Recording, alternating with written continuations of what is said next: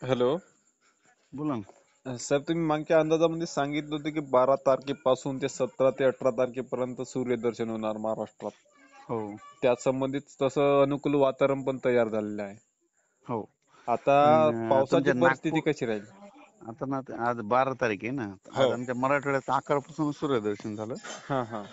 पण आणखीन तुमच्या नागपूर, वर्धा, हम्म. अमरावती, अकोट, हम्म. बुलढाण्यापर्यंत हा 14 पर्यंत थोडं आणखीन पावसाचं वातावरण राहील. एकदा सूर्यदर्शन होईल दुपार 4 वाजेपर्यंत. हा हा. आणि मग पहाटे एक पाऊस येईन तर संध्याकाळी रात्रीच्या येईल. हम्म. सकाळी सकाळी पहाटे हा. 14 पर्यंत हम्म. म्हणजे त्या पट्ट्यात. आणि हम्म. त्याच्यानंतर जळगाव, धुळे, नंदुरबार तिकडे पण आणखीन 2 दिवस आहे समजा 13-14 पर्यंत. अच्छा. हो.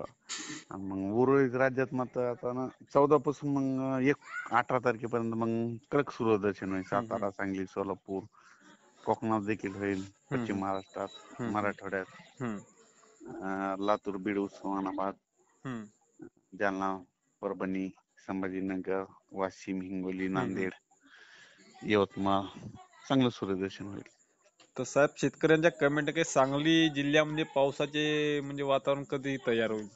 आता सांगली जिल्ह्यामध्ये आता ना जवळपास 18 तारखेपर्यंत मला कडक ऊन पडणार आहे तुम्हाला चांगलं. 18 तारखेपर्यंत. हो.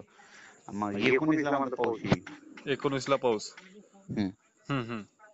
आणि जोरात पडेल जरा. आता हे तसं रिमझिम पाऊस नाही, आता हम्म. जोरात. हम्म.